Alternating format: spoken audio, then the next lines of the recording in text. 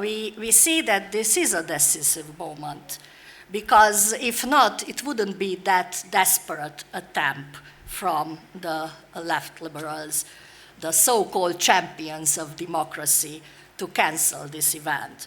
And it won't be the panic to suppress our voice. This confirms that we are on the right track, while also show that what incredible hypocrisy is on their side, on the side of the mainstream. They lecture others, they lecture us on democracy, on the rule of law, preach us about freedom of media and speech. But in reality, they are the ones who cannot stand any opinion different from theirs. What is happening now in Western Europe and in the EU institutions, it seems that some of the Marxist principles and practices are now founding a breeding ground in the West. So what we see that for them now is the most important to preserve their woke ideology. And this time, the EU institutions assist them to meet the expectation of the cancel culture warriors. Over the past 14 years, I have experienced this hypocrisy and double standards as they apply firsthand in the case of Hungary and here in Brussels and Strasbourg in the European Parliament. The mainstream is trying to exert political pressure on forces who defend national sovereignty and we are very clearly representing different political positions. 15 debates, more than 8 resolutions during this mandate only, which were condemning Hungary, trying to freeze the France, threat about the withdrawal of our voting rights in the Council, or the attempts to prevent Hungary's EU presidency in a few months. They are using all kinds of tools of blackmail. The left liberal majority of the European Parliament are really on a political vendetta against Hungary since 2010, when Fidesz took power, and since then, for not joining the mainstream. It always has been a politically motivated attack on us in order to break Hungary to its knees. They want to tell us what our position should be on long-term issues that will determine the future of Europe, such as the sovereignty of our member states, or issues like migration, gender, or war. This is a political witch hunt disguised as legal process. But we refuse to bend to federalist ideas, to the enforced vision of the United States of Europe, and to give up on our national sovereignty. We do not speak in the accepted political correct terms. We do not use the ideologically fulfilled bureaucratic language to talk about the challenges we face at national level or at European level. We listen to our voters. The mainstream and liberals cannot accept that a successful counterexample exists. The Hungarian conservative government has achieved unprecedented political success in Europe, with receiving a 2/3 majority for the fourth time in a row 2 years ago. We showed that conservative ideas put into practice can lead to great victories for conservative parties. Our Prime Minister Orbán rightly pointed out, Hungary is not the black sheep in the EU, but the first swallow. This is what they fear in Brussels. What's happening today here proves that the main problem for the elites, the left and liberal side, is actually the democracy and freedom of speech. They fear democracy. They despise the people and therefore do not believe they can make the right decision, therefore seek various ways to weaken the democratic will of the electorate. Instead of trusting the people, they believe in institutional mechanisms like conditionality procedure, rule of law mechanisms, And that is why there is an imminent need of change. Instead of engaging in destructive ideological battles, Brussels elite should face the real problems. Europe is facing unprecedented challenges, we all know. Declining competitiveness, increasing migratory pressures, war, geopolitical instability. All this should force decision makers in Brussels to rethink their failed policies. However, what we see, they are not learning from their own mistakes, and in many areas are pushing for solutions that are proven to be wrong.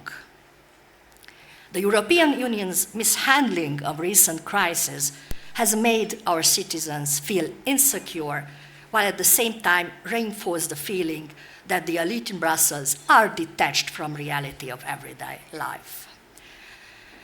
It is clear there is a great need to renew the European Union in order to defend Europe and to shape its future.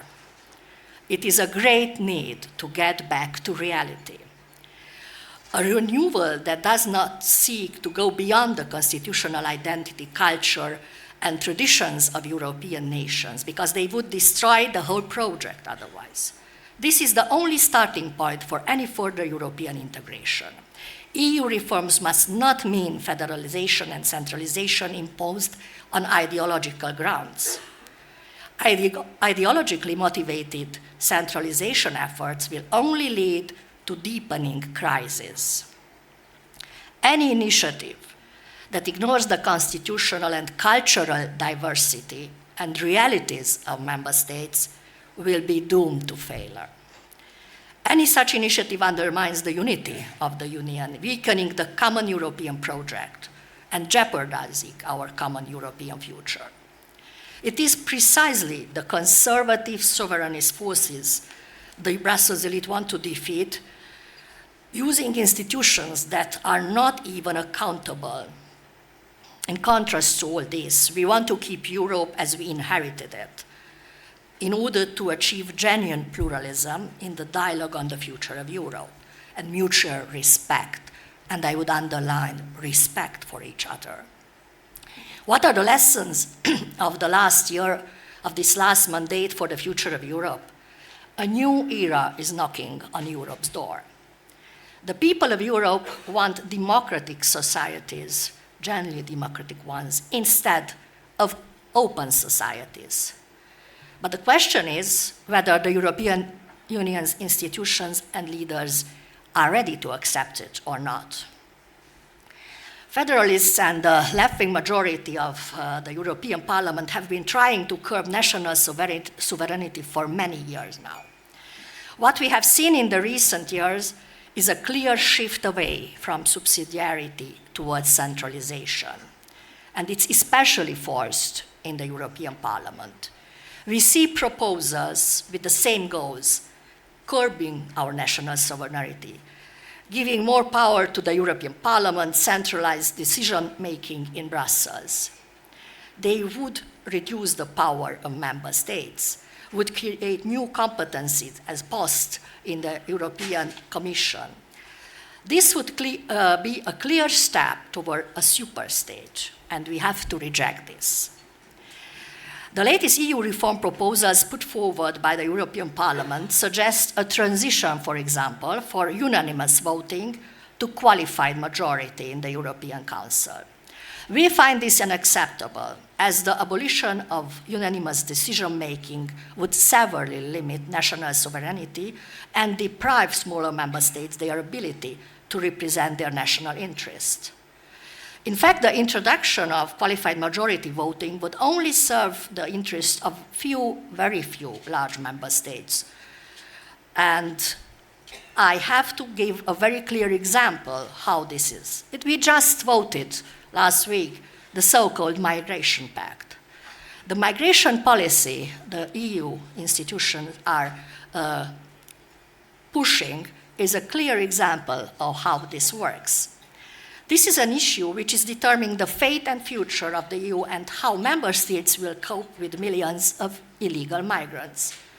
Well, with qualified majority voting, that's how they pushed it through. Member states' opposition on this very substantive and very important issue could be neglected, instead of deciding unanimously and listening to those voices who were against it.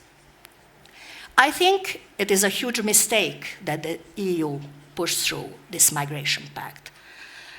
And it pushed through with a qualified majority voting. And they did not listen to their voters. We need to come up and say that there is a need to respect the diversity of opinions, listen to the people. Because we have to underline again, once Prime Minister Orban said it in a speech, I think it's very adequate. The Union is not in Brussels institutions. That's where the bureaucrats are. The Union is in Budapest, in Warsaw, in Paris, in Berlin, in Madrid. We must not forget this. What we see today, we feel today on our own experience, freedom is increasingly under threat in the West in the most unusual forms.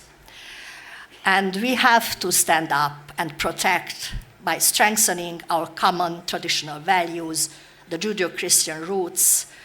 We cannot and do not want to give up on our own Europe. We, for example, are proud Hungarians and Europeans at the same time.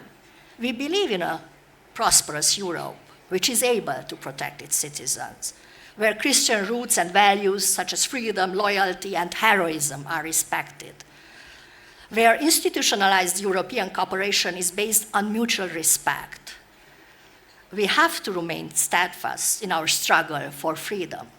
It's unbelievable to say it after so many years, after 24 years that we joined the European Union, but we have to say again that we have to remain steadfast in our struggle for freedom. As Vice President of Fidesz, I can assure you that Hungarian right and conservative right is ready to take its role in this struggle, and we have several strong, solid allies across Europe and overseas.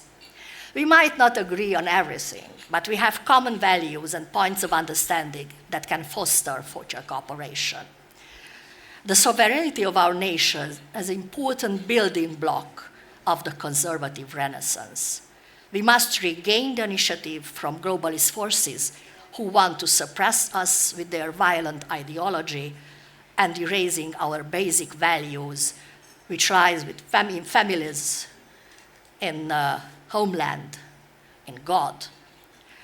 So there is a change needed in Brussels and in Washington as well. And we are the ones who can be the game changers. These elections will be a serious reality check for the mainstream, and we have to make a difference.